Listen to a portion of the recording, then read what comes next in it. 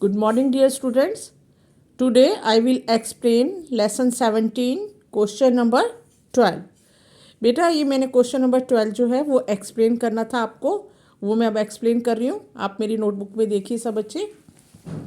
ये रहा question number 12.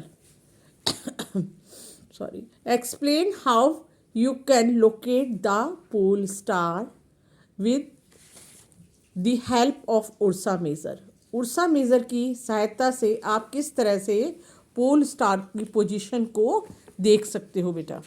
तो इसमें ये आपको बताया हुआ है और आपकी बुक में एक ऐसा डायग्राम भी है जिसमें ये चीज़ बताई गई है.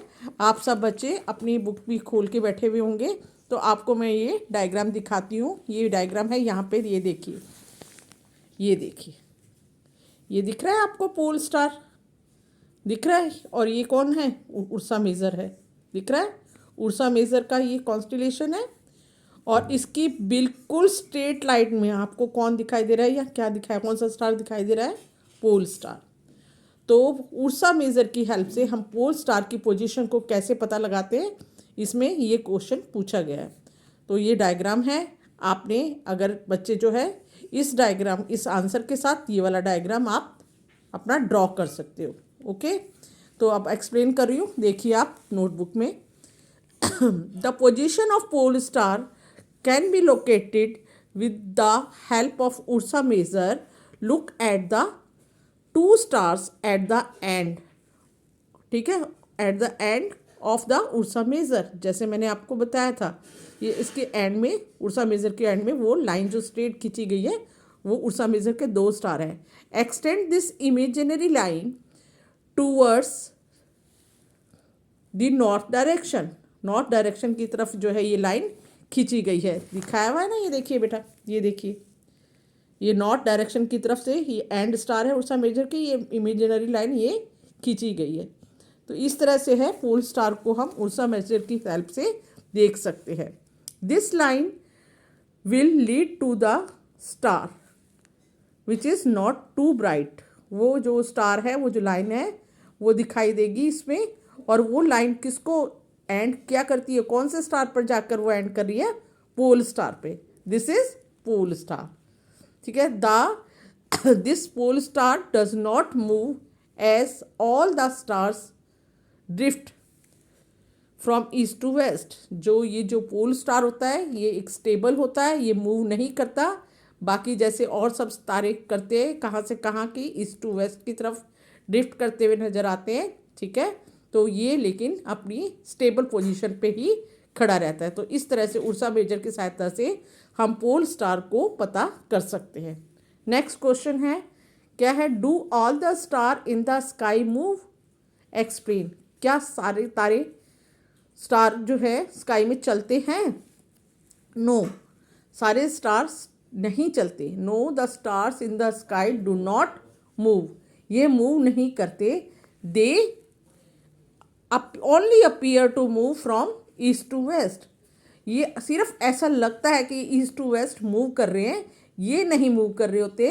अर्थ अपने एक्सिस पर रोटेट कर रही होती है, तो ऐसा लगता है कि वो मूव कर रहे हैं. ओके. नेक्स्ट क्वेश्चन है 14. Why is the distance between star expressed in a light year? Star का जो डिस्टेंस है वो लाइट ईयर में क्यों दिखाया जाता है? What do you understand by the statement that a star is a 8 light year? इसका क्या मतलब है कि स्टार की जो है 8 लाइट ईयर अवे है हमसे, अर्थ से. ठीक है, ये बताया है. दो stars are very far away. आपको पता है कि जो स्टार है वो हमसे दूर है बहुत, from the earth. It is not convenient to express such distance in a kilometre. Star इतनी दूर है जिसको हम किलोमीटर में जो है शो करना आसान नहीं रहता हमारे लिए. तो such large distance are expressed in a light year. तो हम इसको दूसरी यूनिट हमने बना दी है इसको नापने के लिए. उस यूनिट को क्या कहते हैं बेटा? Light year. ठीक है. उस यूनिट को हमने क्या, किससे शो किया है? लाइट ईयर से. 1 light year is the distance. अब 1 लाइट ईयर क्या है उसको बता रही हूँ, एक्सप्रेस कर रही हूँ। तो 1 light year is a the distance travelled by the light in 1 year. एक साल में लाइट जितना डिस्टेंस ट्रेवल करती है उसको लाइट ईयर कहते हैं। तो 1 light year is equal to 9.46 into 10⁻12 kilometre. तो एक लाइट ईयर किसके बराबर है, इतने किलोमीटर के बराबर है। ओके, तो ये जो है क्वेश्चन आपका 14 हो गया।